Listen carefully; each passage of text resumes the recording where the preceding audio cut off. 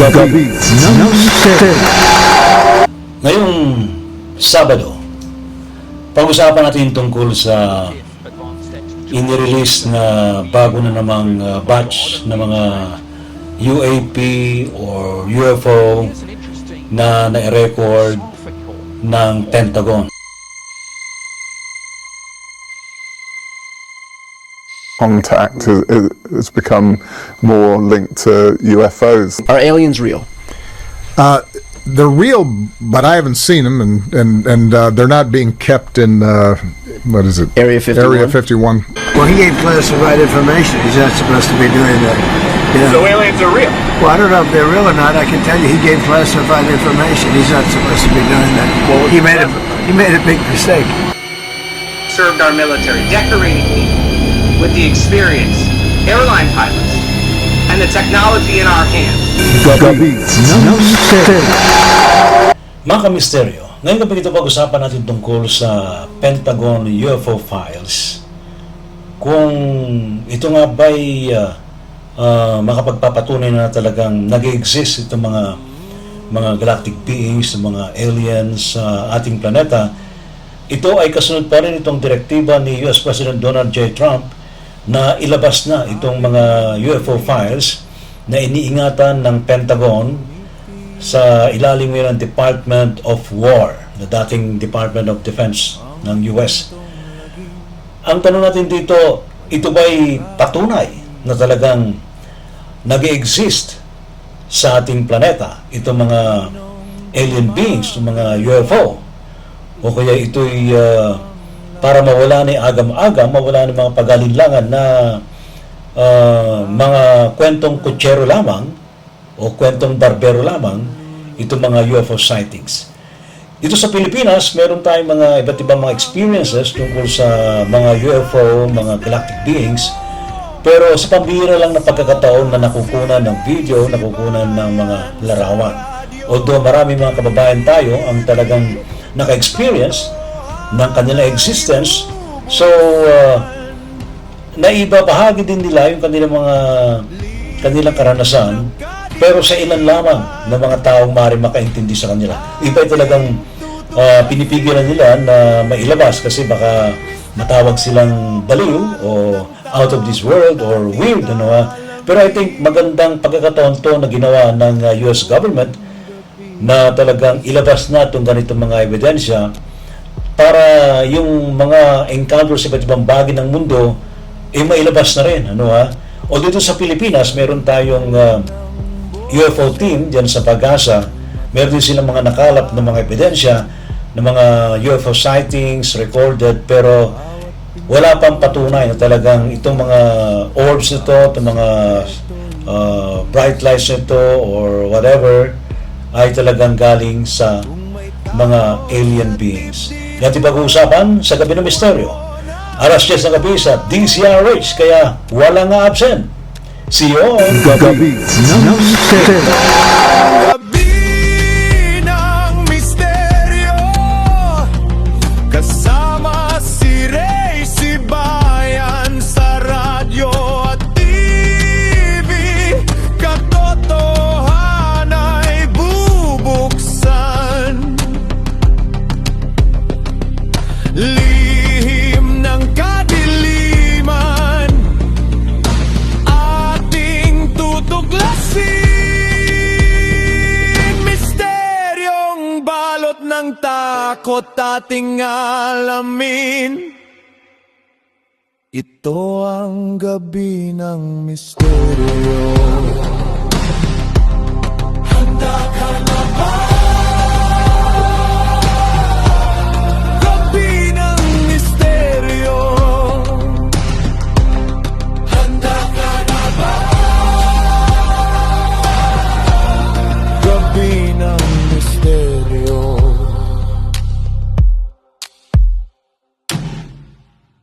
Gabi ng Misteryo. UFO sightings, alien beings, galactic beings. Marami ng mga kwento tungkol sa kanilang existence. Marami ng mga kwento, karanasan ng mga kababayan natin na talagang nagsasabing sila nandyan at talagang mayroon ng ugnayan sa tao. Sa Biblia ay mayroon na rin mga sinasabing ebidensya na nagpapatunay na nakipag-ugnayan na sa tao ang mga galactic beings, mga alien beings. Sa unang sibilisasyon, may mga patunay na talagang sinasabing mayroong interaction ang tao sa mga nilalang na ito mula sa ibang planeta, although yung iba sa ngayon ay narito na raw po sa ating planeta at nainirahan na kahalubilo na natin. During ancient civilizations, yung pagtatayo ng mga malalaking mga pyramids sa Egypt at iba pang mga nakamamanghang mga monumento, nakamamanghang mga templo na hindi raw kayang gawin ng tao during that time. At may mga hinala na ito raw ay talagang sa tulong ng mga extraterrestrial beings.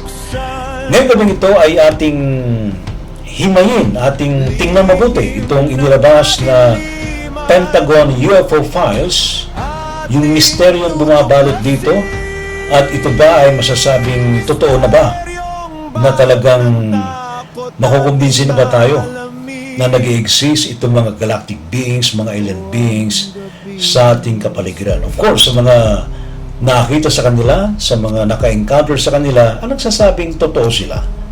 Ngayon, ito ay mas comprehensive, mas physical ang dating dahil may mga physical evidences ang inilalabas ng Pentagon. Gabi ng Misteryo. Okay, mga kamisteryo. Ngayong Sabado, pag-usapan natin tungkol sa inirelease na bago na namang batch na mga UAP or UFO na na-record ng Pentagon o yung pong Department of War dyan sa Amerika. Ito ay alisunod pa rin doon sa kautusan ni US President Donald Trump na i-reveal, i-disclose itong kanilang iniingatang mga recordings, mga encounter na mga allegedly UFOs or they call it UAP na talagang nasa kahadiyero ng Pentagon. Ngayon, tingnan natin mabuti ano nga ba itong nirelease na ito. I think nasa 70 ba na mga UFO encounters or footages, pero ilan lamang itong mga lumalabas sa internet. Yan ang ating pasadahan ngayon, ngayong episode natin sa Gabi ng Misteryo. Alright, so ito ating tingnan itong ilan sa mga video na yan na kinuha ng iba't ibang mga news channel sa Amerika at sa mga vlogs or sa YouTube. Ito ay kukunin natin sa isang channel na Love 360. Ito yan, sige. Tingnan natin mabuti, ha? Okay. It's a point. Ito yan. So without wasting any further time, here are the shocking UFO videos released by the US government in its third UFO dump. Okay. Tingnan natin. Number 1. Bright plasmoid sphere hovers over a pond in northeastern United States. In October 2024, at approximately 6:51 p.m. local time in the northeastern United States, an eyewitness reported observing a mysterious light hovering above a pond roughly 2,700 feet away. Alright. The object appeared as a glowing, plasma-like sphere that continuously shifted in shape and brightness. At several points, the main light seemed to split into multiple smaller luminous orbs. A separate glowing point was also visible just above the water beneath the primary object, appearing independent of any reflection on the pond's surface. The phenomenon remained largely stationary for about 45 minutes before vanishing. Okay. No sound was reported during the sighting. The footage, recorded by a private citizen using an iPhone, was later analyzed and authenticated by the US government. Okay, ha? Number 2, two bright So, orange orbs. yung kanina pala, ano pala yun, no? Ginamitan ng iPhone camera lang.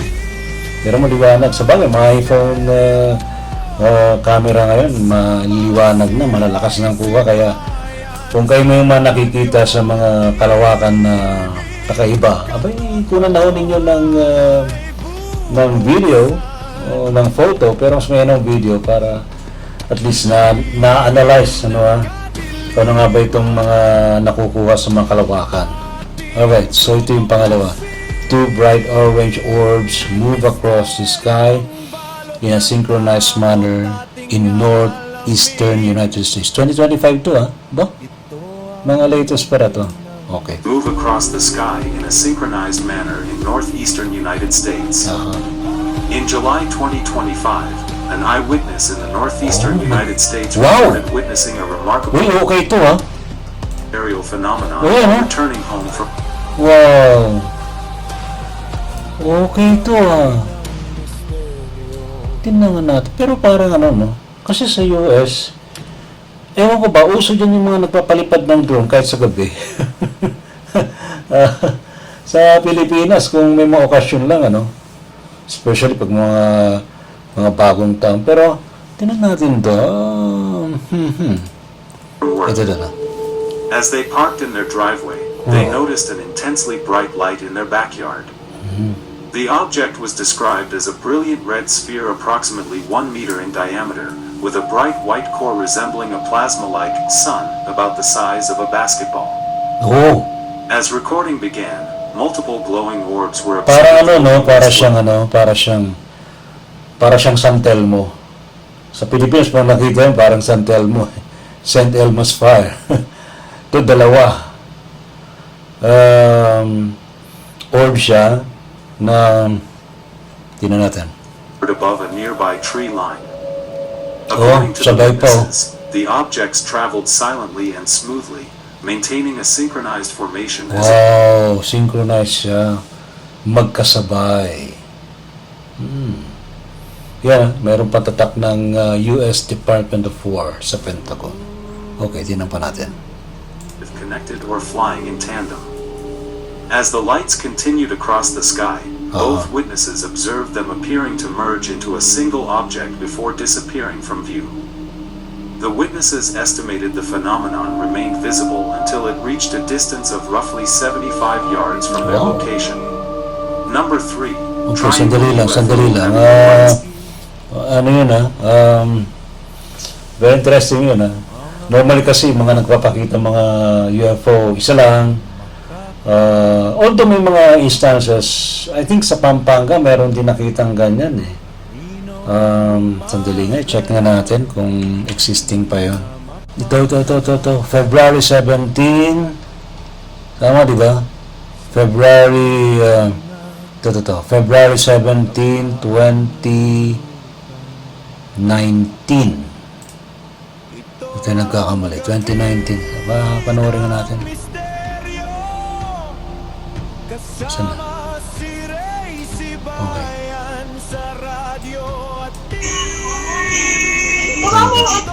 Ito. Ayan ang kababaan na ako. Wow. Ito sa Pampanga. Tatlong ano siya. Tatlong orb pinakikita rito. Okay, diba? Tatlong orb. Sabay-sabay, oh. Synchronized din siya. Fernando yan! Bigyan mo pe? Oo. Turo na ako So, binibiyahe sila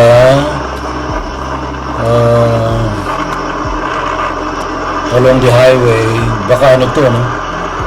Baka NLEX pa to. Baka NLEX pa to, eh.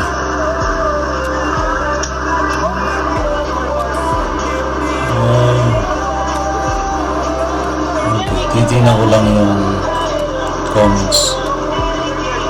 Nakikita nila. Oh, ang dami! Wow! Wow, yun oh. Hindi lang isa oh. 5. 5 ilaw, 5 orb. Oh. Wow. Galing ah. Good catch. 2019, February 17 sa Pampanga. I think hindi lang siya yung nakakuha nito eh. Dali, tingnan natin. Saan na? Nawala. Dali ah. Legit yun. Okay. Cloud formation. So yan, yun lang yan kasi pinitingnan natin yung sa dun sa nirelease ng Pentagon. Balikan natin yung sa Pentagon. Okay, this one. Center spotted over northeastern United States. Okay. In November 2021, during the evening hours in the northeastern United States, an eyewitness reported observing a bright light near the horizon. Initially appearing as a single, intensely luminous object, the light gradually resolved into multiple distinct points that seemed to rotate erratically around one another.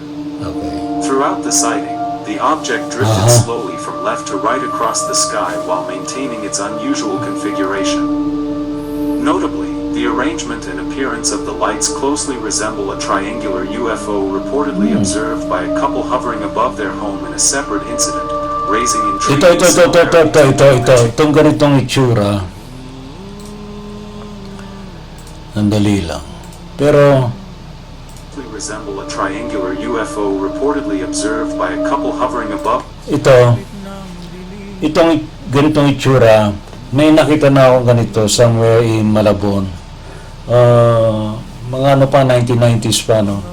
Pero, ang nakita ko during that time, wala siyang ganitong light na tatlo. Pero kita ko sa shadow, triangular shape siya, na black. Wala ring light sa gitna. And ano yun, talagang lumipad siya sa ibabaw. Lumipad siya sa ibabaw ng highball namin dyan sa Malabon. Sinundan ko yun from dun sa isang window facing north. Pero meron akong narinig na kunting humming sound. Pero normally kapag pag eroplano yon, or maybe sabihin natin na stealth plane ng US, malakas pa rin dapat ang di ba? Ang ugong ng engine. Dapat meron pang supersonic sound eh. Pero wala, humming sound lang na mahina.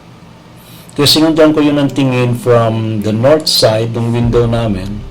Sinundan ko yun hanggang sa nakalagpas sa bubong, hanggang sa sumilip ako dun sa window facing south. Yun. Pero wala siyang ilaw na ganito. Wala rin ilaw.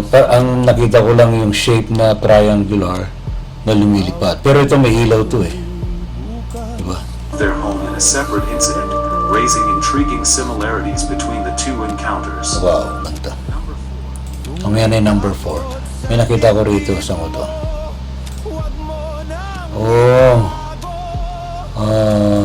Ano nakalagay?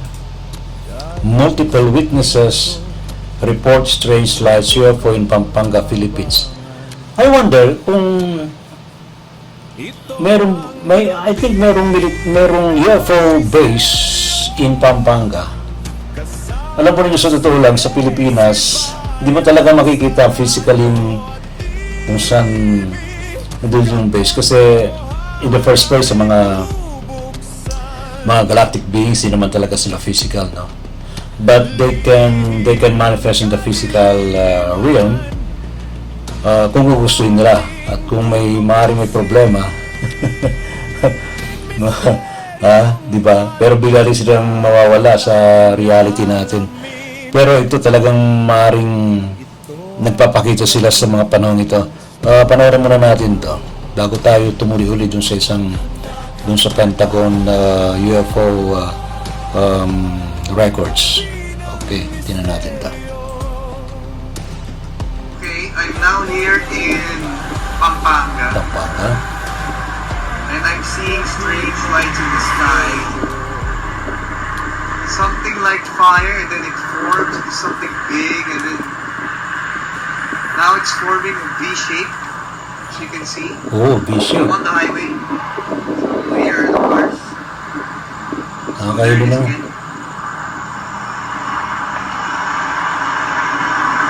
Keeps on going up and down, Mhm. and it multiplies. Now it's going to die out again, and then sooner or later they'll come out in numbers again. Nang nawala. It's descending to the clouds. Isa na lang. Second witness video. Sige. So that's the same sighting, ibang tao lang. Yun na. Ito nga yung marami. Ito nga yung this is the original video.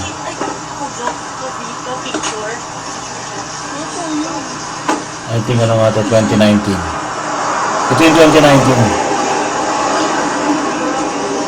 Pero yun,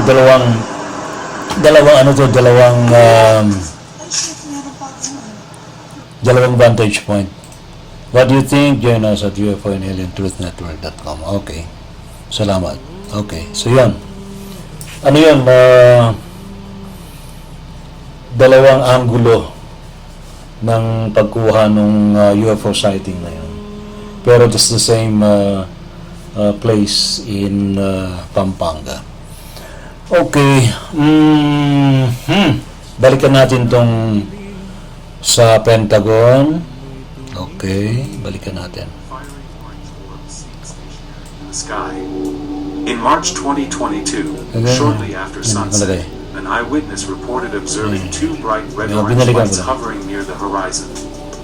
Throughout the sighting, both objects remained largely stationary, showing no obvious signs of conventional aircraft movement.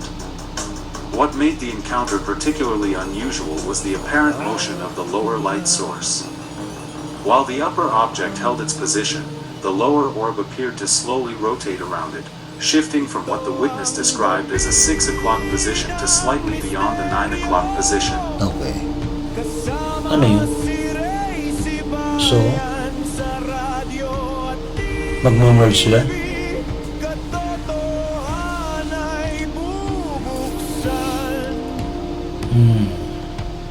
So, nag-merge sila? Okay. Okay. Hindi sila nag-merge eh. Ayun. Pantay na.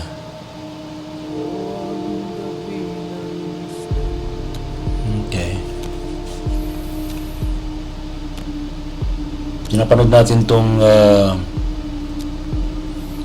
kabilang sa mga UFO, UAP sightings na nasa record ng Department of War. Sightings of stationary glowing orange orbs have been reported across the globe for decades, ng with US. some witnesses even claiming the objects vanished or reappeared instantaneously.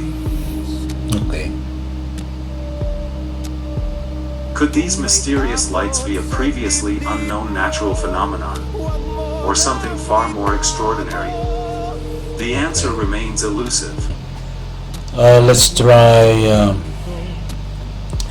dito sa Pilipinas, marami na rin mga UFO sightings mula't mula pa. Dali, tingnan natin kung mayroong UFO sighting Philippines in 2026. Tingnan lang natin kung mayroon. Wag lang mga AI kasi ngayon marami ng panluloko eh. Kaya dapat maging maingat tayo. Pero dali. Ito pihado, mukhang ano to. Oh. Pero hindi yata sa Pilipinas to eh. Uh-huh.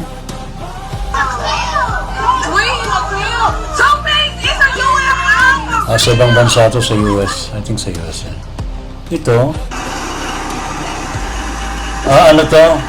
Hindi to UFO, ano yan, lenticular cloud ang tawag dyan. Lenticular kasi paikot siya. Although, sabi na iba, they believe na maaring naka-cloak na spaceship, kaya nakapaikot. Pero depende, mararamdaman nyo naman yung energy kung ano eh. Ako as sensitive din sa energies nila. May time na ma-detect natin yung kung mayroong laman.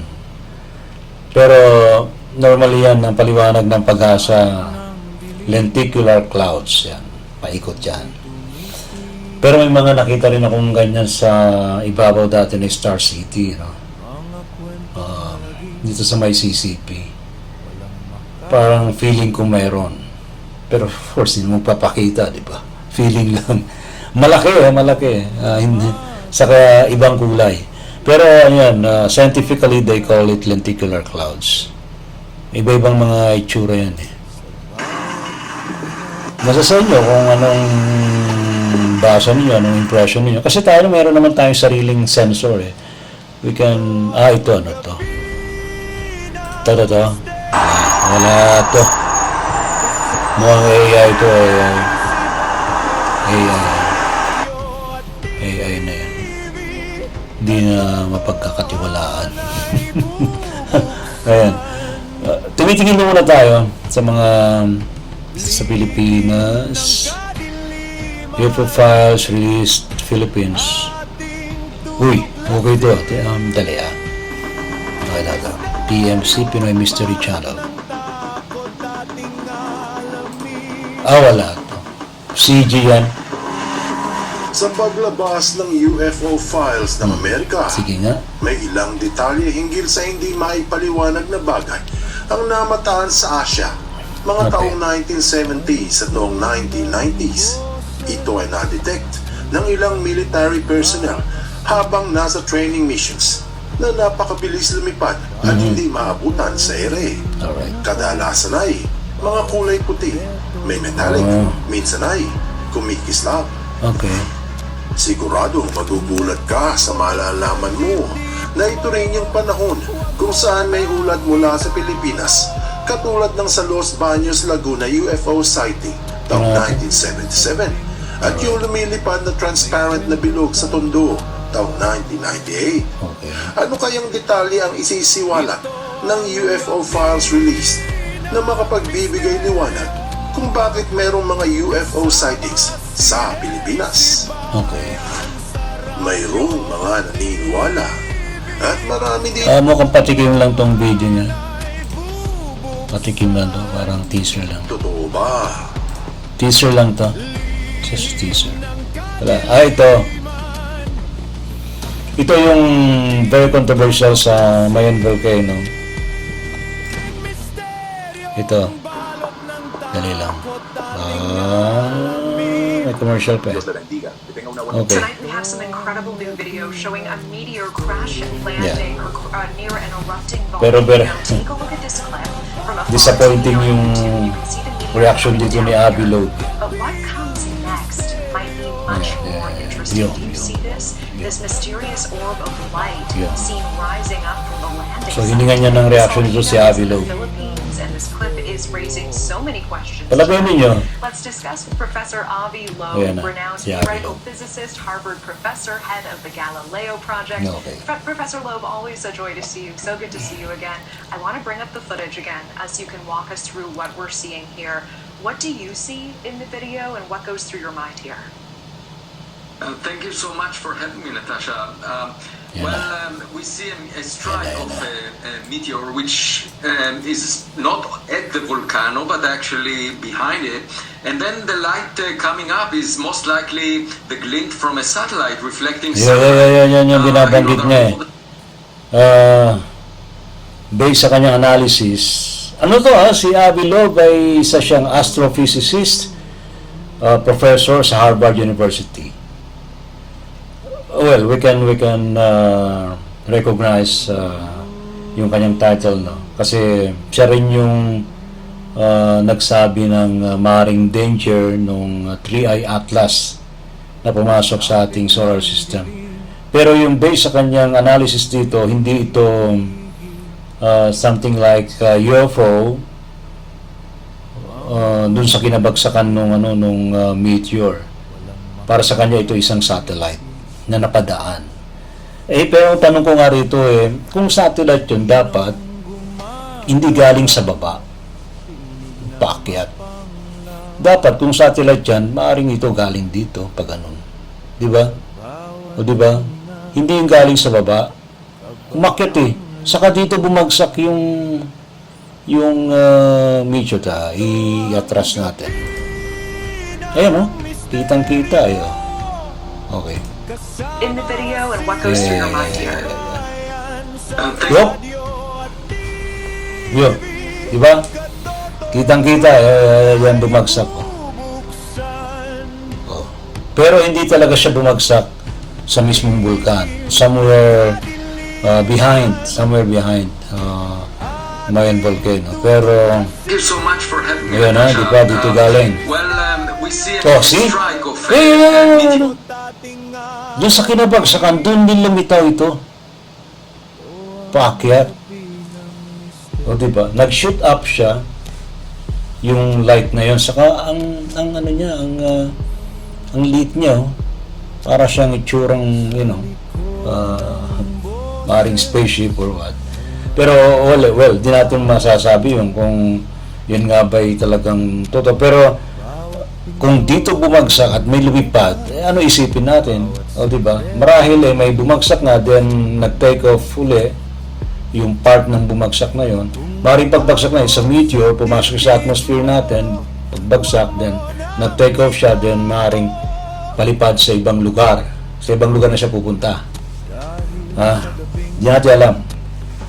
Pero, well, let's respect yung analysis ni Avilo. Is not at the volcano, but actually behind it. And then the light coming up is most likely the glint from a satellite reflecting sunlight. Yung case, reflecting sunlight, sa gabi po ito Gabi ho ito sa Pilipinas. Paano magre-reflect yung sunlight? Pero kung satellite siya, pwede. Kasi ang satellite sa labas naman ng may orbit siya sa kalawakan, di ba? So pwede rin mag-reflect yung sunlight. Pero hindi lang ako convinced sa paliwanag ni Avilo. Well, sino naman ako ang question sa kanya, no? Pero meron naman akong sariling opinion. I don't know sa inyong analysis kung magkapareho tayo, kaya agree kayo kay Avilo. Communication satellites moving around the Earth, so it's not very unlikely to see such a thing. So you think that this is completely unrelated? That this is that Itong si ate hindi rin convinced. Halatang hindi rin convinced doon sa paliwanag ni Avilo. Kasi ina-expect ni ate na isang mari siyang spacecraft na lipad. Kasi doon talaga bumagsak doon talaga lumitaw sa kinabagsakan O ba? nothing to do. It's not originating from the meteor or the meteorite. Dito. It is literally an unrelated satellite that is reflecting light. Right. Okay. So, in your opinion, this is not a UFO? All right. No, not at all. Okay, so yun. Well, we can respect Professor Avilo. Isa siyang Israeli, si Avilo. Alright, so let's go back to our dito tayo. And you're looking for a new Kasi may commercial pa. Alright. Number 5. Orange orb grows in size and 3 mini red orbs fly out of it. This UFO encounter is the weirdest of the lot. This is not the exact video of the UFO sighting, but a recreation, on the basis of eyewitness testimony by a federal law enforcement special agent. This sighting took place near a sensitive national security site in the western United States. In the start, you can see a tiny orange orb appear and then disappear. Wow. The orb then appears again, but shockingly it's bigger than before. Okay. This same pattern continues for some time and the orb keeps growing in size, until it almost resembles the sun. Okay. Oh. Mantakin mo may sun sa gabi.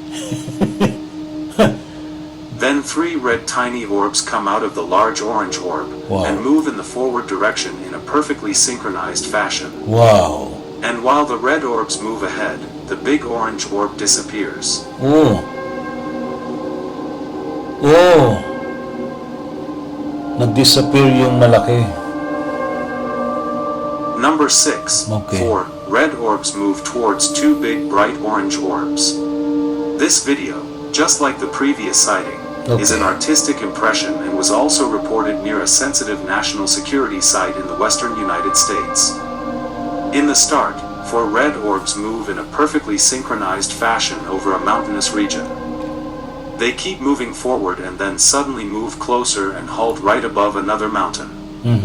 And then as the camera pans to the left, you can see 2 big bright orange orbs, similar to the previous sighting. Going to show that this time around, the red orbs were returning to the big orange sun-like orbs.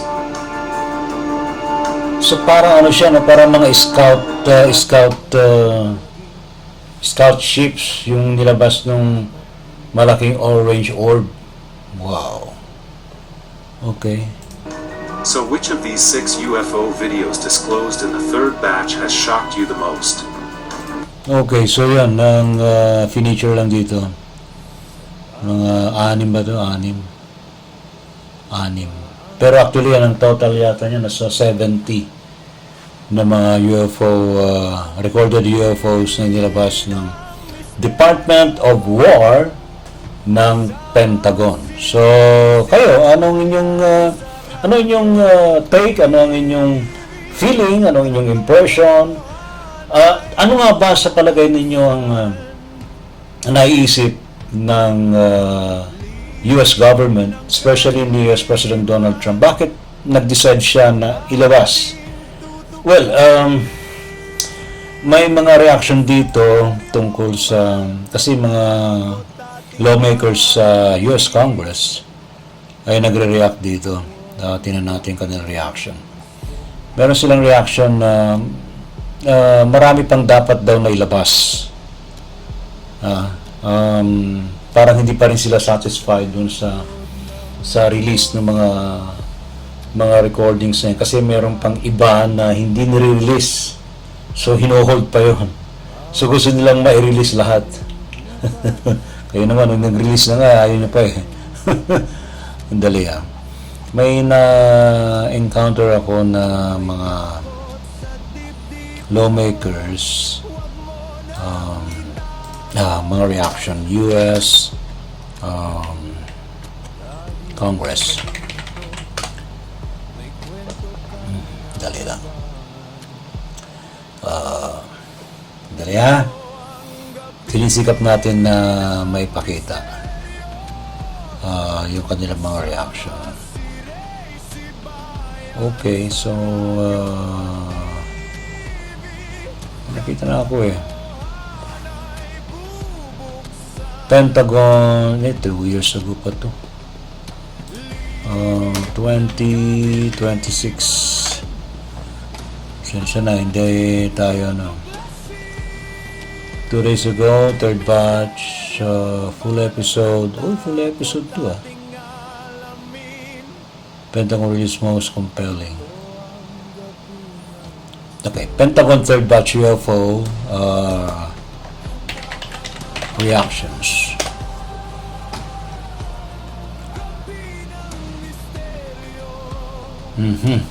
Yeah. Actually, binabahagi ko ito sa inyo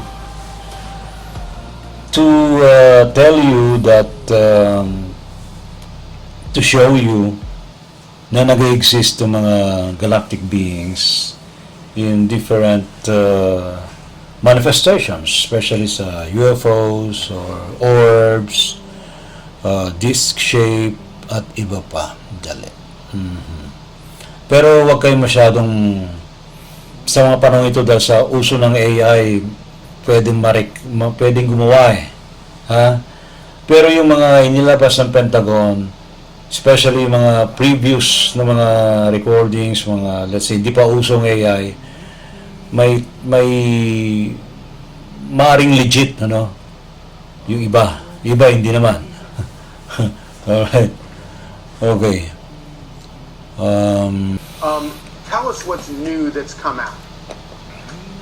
Well, first of all, you have the FBI reports coming out where very recently they were conducting an investigation where FBI, by the way, seasoned FBI agents, I know who they are, whistleblower too. witnessed these glowing orbs. And by the way, it wasn't only limited just to FBI agents. About 2 weeks ago, the second tranche of files was released by the White House and the Department of War. And we had a senior official in the Director of National Intelligence who was actually sent, now listen to this, sent to go investigate some orbs that were witnessed around a sensitive military installation. And it turns out that even during his helicopter trip, he himself and the pilot witnessed these orbs, in some cases 20 feet away from the helicopter. And by the way, let me say this. We would not be having this discussion today if it wasn't for the guest that you have right next to you right now, Congressman Tim Burchett and his colleagues. They're on the task force for transparency. So we really owe a lot of this to the gentleman that's also sharing the screen. Well, Congressman, All right. Very grateful to you for this, but I have to ask you first off, what is it about the federal government that they are so afraid of transparency when it comes to this issue? Okay. Sige nga. It could be a lot of reasons. I think one of them is just arrogance. The Bible says, Congressman Tim Burchett. to be wise, they became fools. And every one of them thinks they're the greatest thing in the world. I sit in a secure briefing with some little punk with a man bun telling me that the president's on a need-to-know basis. Imagine that. An unelected bureaucrat is sitting there telling military officials, these guys were high-ranking people that were beside him, and members of Congress, that the president is on a need-to-know basis. Merong ano yan, dali lang, putulin lang natin. Kasi, mayroong panawagan yung US, sino nga ba yung nanawagan sa,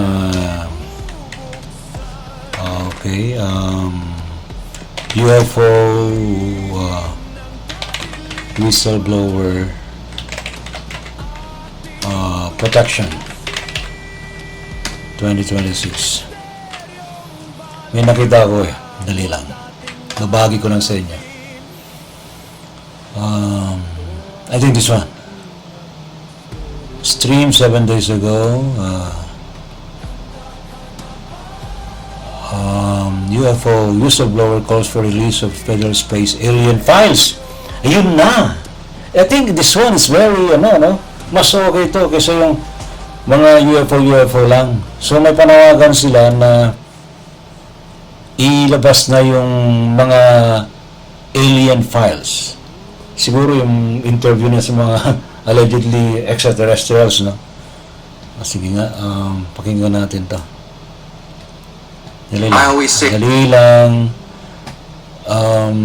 Dali ha. At you can't manage what you... Okay, dali lang. Okay. In my official duties, I was exposed to human and signals intelligence information concerning foreign adversary, UAP crash retrieval, exploitation and study efforts, adversary views on U.S. legacy program reverse engineering efforts, and U.S.-held audiovisual information related to crash retrieval matters, such as the recovered vehicles and the associated biological material. One must always be concerned about adversarial disinformation when you're getting foreign intelligence, but I was able to cross-verify this information internally to back up the foreign government assertions. Okay, so David Grush. Like documentaries on the subject. Okay. In recent years, Congress has held multiple public hearings on UAP, which is a dramatic shift towards transparency. And thanks to many members of Congress, the issue is now being taken very seriously. We, the people, are finally hearing accounts in a credible setting from first-hand U.S. military personnel about highly advanced unknown craft that fly rings around our frontline fighter jets. Ano lang, alam po ninyo talagang well, dito tayo sa Pilipinas, hindi natin masyadong pinapansin yung ganito. Pero sa US, dahil sa talagang very strong yung kanilang panawagan sa US government na i-release itong mga UFO files, yung kanilang mga lawmakers talaga nakatutok dito. Hindi to yung lang, yung kwentong kutsero, o kaya wala yan, nababaliw ka na nga, hindi na matutuwa ang mga UFO. Pero hindi, very, very serious sila tungkol dito, no? So, I'm not telling you na we have to believe itong ganitong mga... Pero, iba mga lawmakers to, mga statesman to mga nagsasalita, no? Ha? O, di ba? Well, dito sa Pilipinas, hindi mo natin masyado bang pinapansin kasi abala tayo sa away politika rito. Pero, this is more than politics. This is, although, may mga ganyan pa rin angle sa ginagawa nila. Pero ang kagandahan lang sa US, Republicans man o Democrats, parang lahat sila pwedeng mag-react tungkol dito. At lahat sila, they appeal, they request na ilabas talaga itong mga UFO files. Alright. With President Trump's unprecedented directive to release UAP files, we are seeing more and more of these type of craft captured on various government sensors, and I'm told this is just the beginning. Okay. One of the aspects to the phenomenon that's spoken about with less frequency are close encounters of the third kind. All right. Reporting by witnesses of entities of non-human sentient beings connected to the craft. Don't take it from me. Some of these reports come directly out of United States Air Force's own files. In fact, the very scientists who coined the phrase close encounters of the third kind investigated cases for the United States Air Force from 1947 to 1969. Dr. J. Allen Hynek. According to Hynek, it was cases like those that the United States Air Force desperately tried to keep secret. Because it's one thing to try and confuse the public with weather balloons and swamp gas, and another entirely different when dealing with credible reports of non-human beings on the ground. Okay. I personally investigated one such case for over 16 years. Wow! The case occurred in Varginha, Brazil, 1996, and involves dozens of first-hand reports of UAP and direct contact with living, intelligent, non-human beings who, according to multiple Brazilian witnesses, were flown out of Brazil to the United States in January of 1996. Recently, the former Brazilian Ministry of Defense, Aldo Rebelo, confirmed the incident occurred and stated, if the U.S. disclosed information on this case, then we in Brazil could do the same. Okay. Mr. President, I am respectfully requesting that you declassify and release all files related to this case and others like it. We the people have a right to know. Reality should not be classified. All right. Thank you. Okay. Sige. Hi everyone, thank you for being here today, and I just want to say, especially for the members standing behind us, as you know, this Congress, we were given permission to stand up the task force on declassification of federal secrets. Many of our colleagues did not believe in this up until really the videos started coming out, and had it not been for the efforts of Representative Burleson, Burchett, Moskowitz, and the countless of other members who have backed us in this fight, you probably wouldn't see some of these files and videos that are coming out today. But it doesn't just stop here. For some time, we've been pushing for there to be legislation, whether it be whistleblower protections or the UAP Disclosure Act, and it's been time and time again stonewalled by various intelligence agencies and staff within the House of Representatives, which is why we are grateful to the administration and their effort, as well as Stephen Miller's office, in pursuing the truth, something that we all should deserve transparency on. And so our next call to action will be that we are meeting with the White House. We are requesting that whistleblowers receive temporary immunity or permanent immunity if they are able to divulge whether it is locations of craft and or advanced technologies. As you know, this is something that we are all wanting to know the truth on. And again, without your cooperation, we wouldn't have been where we are at today. And so thank you. I'd like to now introduce Representative Eric Burleson. Okay. Ano to po, sunod-sunod na mga reaction ng mga lawmakers sa US Congress. And featuring na rito si David Grush, UFO whistleblower. Yun ang panawagan nila kay President Trump na ilabas sa lahat. Huwag na yung painot-inot, patagni-tagni, ano? Parang hulugan parang hinuhulog-hulugan lang. Dapat ilabas sa lahat. Tama naman yun. I think it's about time na i-disclose na lahat. Iba naman, sabi nila, baka naman ginawa yan ni President Trump dahil sa merong gustong pagtakpan. Wala na tayo doon kung anong gustong pagtakpan. Pero mahalaga rito, may ilabas yung ano ang dapat sa UFO files yan. Mantakin po ninyo, 1947 sa Roswell, may bumagsak daw. Dapat yun ang dapat yun ang nilalabas, no? Ano nga bang katotohanan tungkol doon? Kasi doon sa Roswell crash, sinasabi na meron daw nakuha ng mga alien beings, ano tingnan nga natin kung nasa YouTube yung Roswell crash alien beings. Ayan nga, tingnan nga natin. Ito. Roswell's bizarre UFO crash. Abay, kinuha na ito na National Geographic. Dali ha. Okay, tingnan natin. Tumitingin lang tayo nung matino-tinong video tungkol dito. History behind supposed UFO crash in Roswell, New Mexico. Pakinggan natin to. All right, speaking of kind of outer space stuff, here's a question. Are we alone? It's a question scientists have literally been unable to answer, but for lots of people, they claim they've had close encounters, and there's no question at all. Are you one of those people? Well, we bring this up today because today is World UFO Day, so we're going beyond the headline with a look at the most... World UFO Day? Kailan mo to? 6 years ago. July 2, 2019. So, World UFO Day pala yung July 2. So, it's tama-tama pala pinag-uusapan natin to, no? Malapit-lapit na. Okay, World UFO Day pala yung July 2. Most famous UFO story in Roswell, New Mexico. Yeah.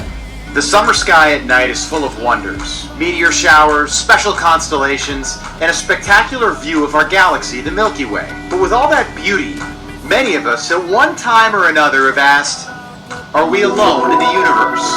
Ash deep into Roswell, New Mexico. The U.S. government didn't confirm that it found a UFO, but officials did say they recovered debris. A press release said it was a flying disc, but that was later changed to a weather balloon. Naturally, those who believe aliens exist smelled a little green cover-up. You've got to understand, at the time, people all over the world had a bit of an obsession with the idea of a flying saucer. So this little mystery in New Mexico got a whole lot of attention. After the crash, a rancher found some odd debris near Roswell and turned it into the local sheriff. The sheriff notified the Roswell Army Airfield, and soldiers collected the debris.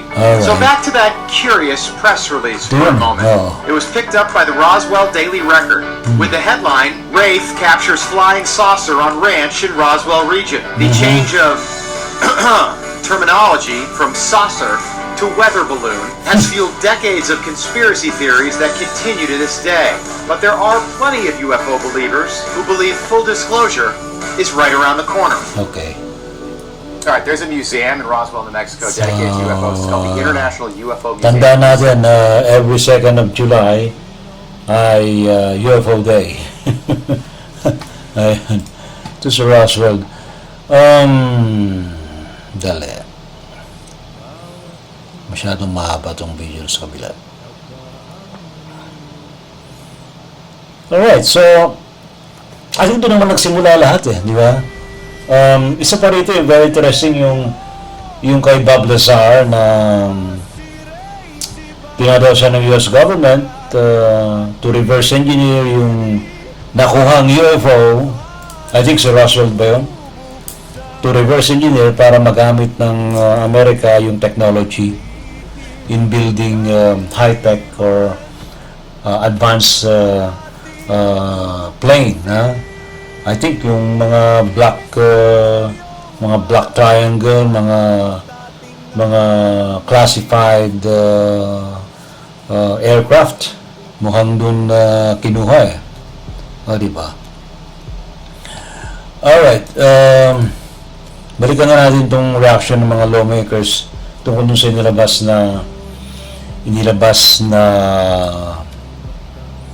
na tawag dito, Pentagon Files. Okay. Thank you all for being here today. I want to first begin by thanking everyone that's here, and I want to thank my colleagues behind me, this task force. We could not do this without the incredible leadership of Representative Luna and my colleagues on the team. We also wouldn't be here today if it weren't for the brave men and women who have come forward as whistleblowers, who have plowed that soil. We wouldn't be here without these individuals. And we also wouldn't be here celebrating the victories that we have were it not for President Trump. We finally have a leader that the American people can trust to challenge institutions that have grown far too comfortable operating without accountability. For decades, the American people have been treated like children, told that our government secrets that they don't get to know. Don't ask, don't expect answers, just trust the process. Well, the American people are done with that answer, and I'm done with that answer. Yes, sir. Over the last 3 years, we have made more progress on this issue than at any point in modern history. We've held hearings. We've reviewed Russian and Brazilian records, including a formal FBI inquiry into the '96 Varginha incident, where witnesses alleged the Brazilian military captured non-human entities and craft and buried the truth. Today, Aldo Rebelo, who was the Ministry of Defense at the time, came forward and admitted that this event was true. We sent targeted inquiries into MIT Lincoln Laboratories, MITRE, and every government agency that's been connected to UAP. We've worked with lawmakers across 4 continents. We sought answers on cases like Matthew Sullivan, a would-be whistleblower whose tragic death deserves far more scrutiny than it has received. We've obtained video evidence, including the MQ-9 footage of a UAP incident off the coast of Yemen, delivered to my office through what can only be described as a Tom Clancy-style dead drop. Someone felt that they had, now think about this, someone felt they had to secretly hand information to an elected official, a member of Congress.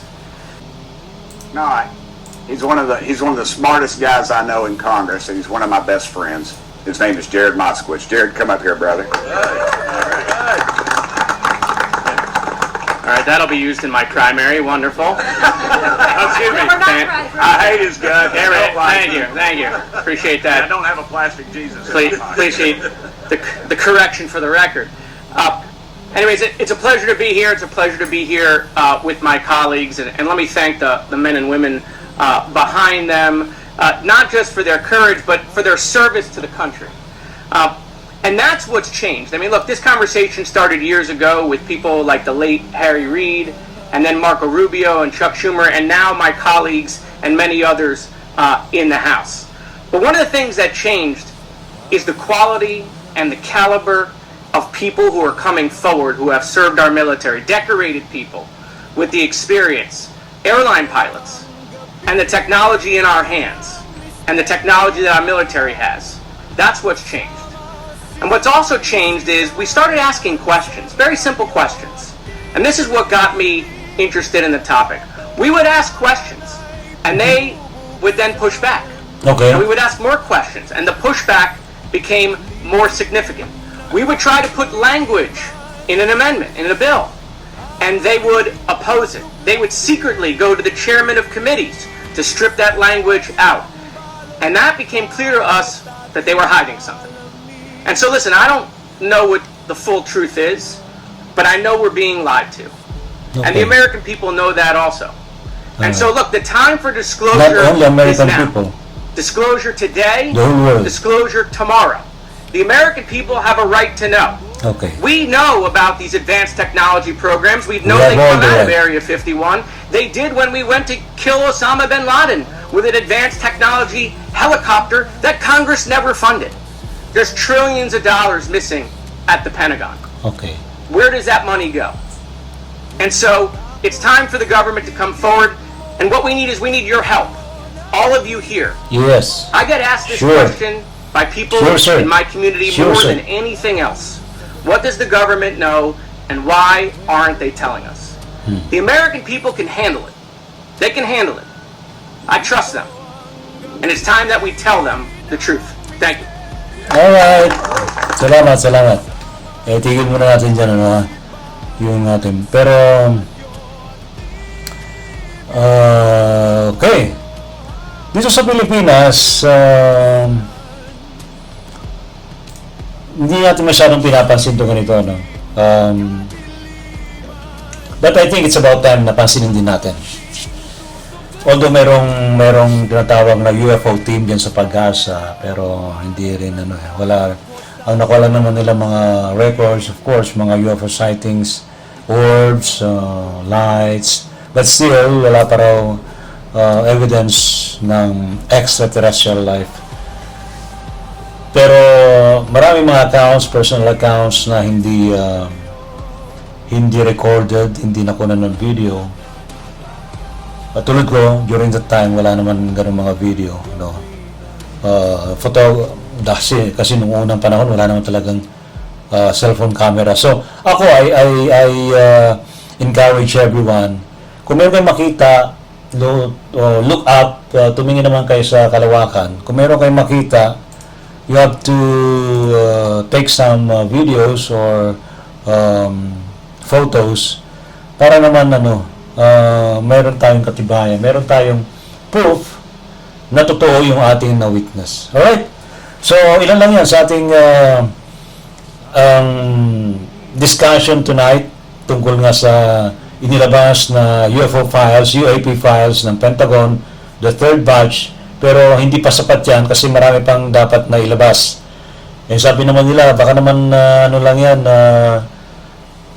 parang pakwela lang dahil sa may pelikula ngayon, yung Disclosure Day ni Steven Spielberg. Hindi I think nagkataon lang, o maaaring talaga namang itinaon, hindi naman natin alam, pero mahalaga rito, ano nga ba ito, ano effect ito sa buhay ng tao? Kakaroon ba ng changes? Ito na ba yung sinasabi ng mga galactic beings na mag-shift na yung consciousness ng tao from a very limited understanding sa existence ng mga galactic beings, extraterrestrial beings, or UFOs, into a wider understanding, into a more universal understanding, So, yan, ang ating pagtalakay ngayong gabing ito, sa ating gabi ng misteryo, and salamat naman sa inyong patuloy na pagtutok sa ating programa.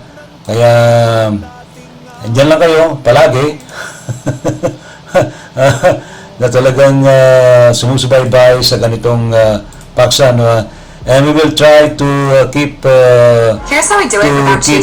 telling you or sharing you all this information as long as mayroong mga lumalabas na mga bagong development,